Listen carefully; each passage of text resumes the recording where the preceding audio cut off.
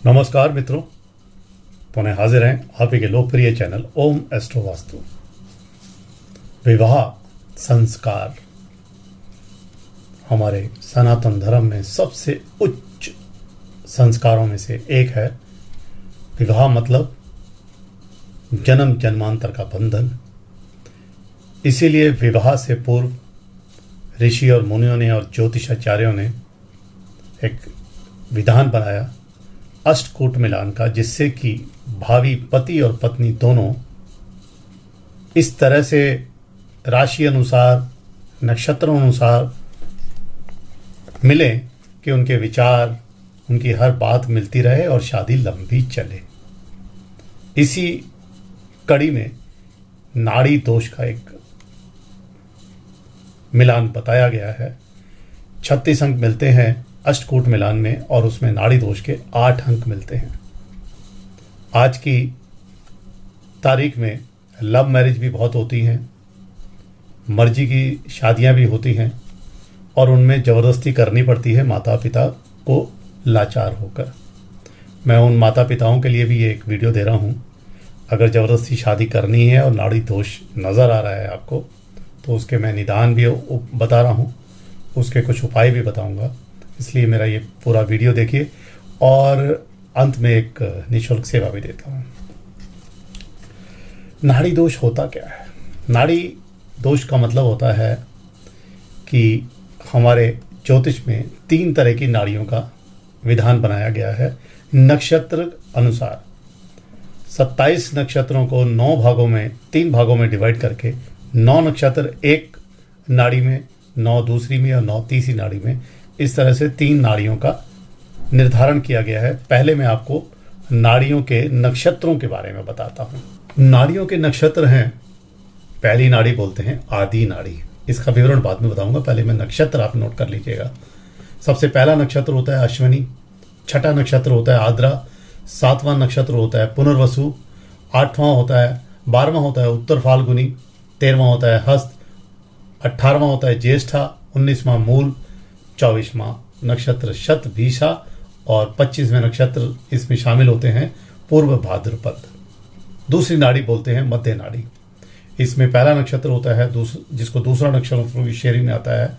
इसको भरणी, मृगशिरा, पुष्य, पूर्व फाल्गुनी, चित्रा, अनुराधा, पूर्वाषाढ़, घनिष्ठा और उत्तर भाद्रपद 26वां नक्षत्र होता है। तीसरी नाड़ी को बोलते हैं अनंत नाड़ी। इसमें शामिल होता है नक्षत्र पहला कृतिका, रोहिणी, आश्लेषा, मघा, स्वाति, विशाखा, उत्तराषाढ़, श्रावण और रेवती नक्षत्र इसमें शामिल होते हैं। अब ये हमने 3 नाड़ियों का निर्धारण कर दिया। पहला जो सबसे बड़ी बात है, एक नाड़ी का नक्षत्र, उसी नाड़ी के नक्षत्र का लड़का, उसी नाड़ी के नक्षत्र की लड़की अगर है और शादी कर रहे हैं तो नाड़ी का बहुत बड़ा दोष, भयंकर दोष हो गया। नाड़ी दोष को अष्टकूट में भयंकर महादोष की संज्ञा दी गई है। कारण बताते हैं। नाड़ी दोष से शादी के बाद मुख्य चीज होती है संतान। संतान में दोष उत्पन्न होगा, मानसिक रूप से, शारीरिक रूप से, आनुवंशिक बीमारियां होंगी।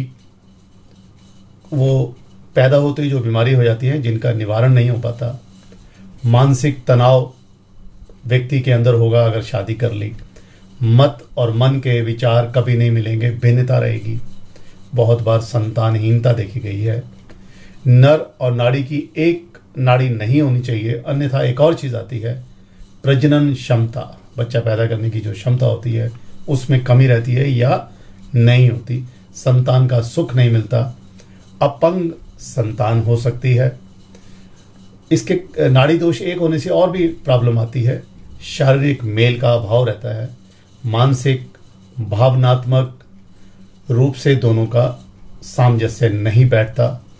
इसीलिए बोला जाता है कि ज्योतिष में अलग नाड़ी हो तो बहुत ही उत्तम होता है। सुंदर संतान होती है, ज्ञानवान होती है और आपका शारीरिक, मानसिक, आध्यात्मिक और आर्थिक रूप से मिलन चलता है और शादी लंबी चलती है।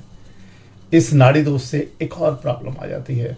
बीमारी तो पति पत्नी को होगी, कई बार पति की हानि भी हो जाती है, संतान की हानि हो जाती है, और बहुत बार, ज़्यादातर बार नाड़ी दोष के कारण ही तलाक का हमने बहुत केस देखे हैं, संबंध विच्छेद के केस देखे हैं। फिजिकली आदमी फिट नहीं है तो शादी ऐसी लंबी नहीं चलती। अब मैं आपको विवरण दे रहा हूँ कि किसी आदि नाड़ी किसी व्यक्ति, लड़की और लड़के की है और ज़बरदस्ती उन्होंने शादी कर ली, किसी भी दबाव में या जैसे ही मन के कारण या शारीरिक लगाव के कारण। आदि नाड़ी को बोलते हैं वायु वात की बीमारी। ऐसे लोगों का स्वभाव बहुत ही ठंडा होता है, रूखा होता है, प्रजनन क्षमता भी कम होती है।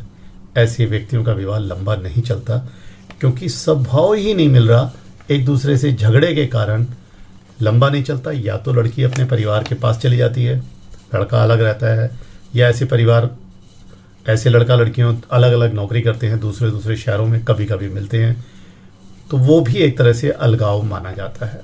दूसरी नाड़ी होती है मध्य नाड़ी, सबसे खतरनाक नाड़ी की श्रेणी में आती है। ये पित्त नाड़ी बोलते हैं। इस नाड़ी के अंदर मुख्य दोष होता है प्रजनन क्षमता की कमी, नाश करने की प्रवृत्ति। आपको एक दूसरे से झगड़ा करेंगे, एक दूसरे को बदनाम करेंगे, परेशान करेंगे। इस नाड़ी में प्राण का भय रहता है, लड़का या लड़की दोनों को। दुर्घटना का भय रहता है, हादसे होने का भय रहता है, किसी भी तरह से दुर्घटना के कारण परेशानी होती है, और ये भी इसी दोष के कारण होता है। तीसरा दोष होता है, या नाड़ी बोलते हैं अनंत नाड़ी। कफ प्रवृत्ति की होती है, सुस्त लोग होते हैं, मानसिक रूप से मिलना पसंद नहीं करते, वैवाहिक जीवन में कठिनाई रहती है, मानसिक तनाव रहता है, सोचने में ज़्यादा समय गुजारते हैं, एक्शन और रिएक्शन कम होते हैं। इसलिए ऐसी शादियों के कारण भी लंबी अवधि में ऐसी शादियां नहीं चलती। अब मैं आपको कुछ परिहार बता रहा हूं। अगर नाड़ी मिल गई, एक जैसी नाड़ी है, उसका परिहार हो जाएगा तब जब जन्म नक्षत्र, और जन्म नक्षत्र कैसे हैं ये हम बता देते हैं। लड़का और लड़की के चंद्रमा का नक्षत्र को जन्म नक्षत्र बोला जाता है। तो अगर कोई लव मैरिज कर रहे हैं लड़के या लड़कियां, अपनी और अपने होने वाले पति या पत्नी की जन्म नक्षत्र को चेक करें। चंद्रमा का नक्षत्र लड़के का और लड़की का मैंने जो बताया है वो सेम नहीं हो। अगर सेम है और उसमें ये परिहार नज़र आ रहा है तो शादी कर सकते हैं, अन्यथा बहुत परेशानी रहेगी जो मैंने आपको बताई है। जन्म नक्षत्र के चरण अलग होने चाहिए। एक नक्षत्र का 4 चरण होते हैं। अलग अलग नक्षत्र, दोनों नक्षत्रों के चरण अलग हैं, एक का पहला दूसरे का चौथा, तो काफ़ी बदलाव आता है। शादी कर सकते हैं लेकिन परेशानी तो कम नहीं होगी। दूसरा होता है नक्षत्र आपके सेम है लेकिन उन नक्षत्रों की जो राशियां हैं वो भिन्न है, तो काफ़ी जो इसके दुष्परिणाम है उनमें बहुत कमी आती है। नाड़ी दोष तो फिर भी रहता है, ऐसा बोला जाता है। परिहार तो कहा गया है कि थोड़ा सा कमी आएगी, जो चीज़ें बताई हैं।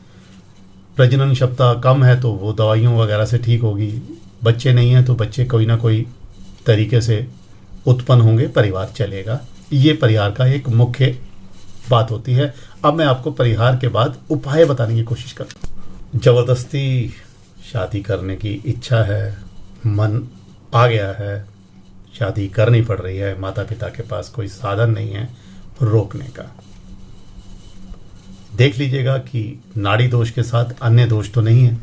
अन्य दोष भी हैं और नाड़ी दोष भी है तो दिक्कत रहेगी रहेगी। और ख़ास तौर पे जो मैं कहना चाह रहा हूँ कि नाड़ी दोष के साथ भ्रकुट दोष ना हो और गण दोष ना हो। ये 2 दोष भी हैं और नाड़ी दोष भी है तो शादी के लिए बहुत ही मुश्किल वाला काम रह गया। अब हम आपको बताते हैं क्या करें। ज़बरदस्ती है, करनी पड़ रही है। उपाय, एक छोटा सा सोने का सांप बनवा लीजिएगा। महामृत्युंजय का लड़का और लड़की दोनों को बिठा के जाप कीजिएगा। पंडितों से कराइएगा। महामृत्युंजय का जाप वही लोग कर सकते हैं, आप बैठ के नहीं कर सकते। उनके मंत्रों का जाप मिनिमम 108, 1008 वैसे होने चाहिए। और बाद में उन ब्राह्मणों को भी दान दीजिए, वस्त्र का दान, दक्षिणा का दान और कुछ वस्त्र गरीबों को भी दान कीजिएगा। इसके जो दुष्परिणाम है उनमें काफ़ी कमी आएगी। दूसरी, भगवान शिव की प्रतिमा के सामने बैठ के पूजा करें। समस्त परिवार होना चाहिए शिव का, और मंदिर में जाके महाशिव का अभिषेक भी कर सकते हैं। इससे भी काफ़ी शुभता रहेगी। दोस्तों, हमारा चैनल देखने का तो बहुत बहुत धन्यवाद करते ही हैं। जिन दोस्तों ने चैनल को सब्सक्राइब नहीं किया प्लीज़ कीजिए, और ऊपर मेरा एक व्हाट्सएप नंबर आ रहा है। कोई समस्या है, कुछ पूछना है, भेजिएगा। एक प्रश्न का निःशुल्क उत्तर देता हूँ। धन्यवाद। नमो नारायण।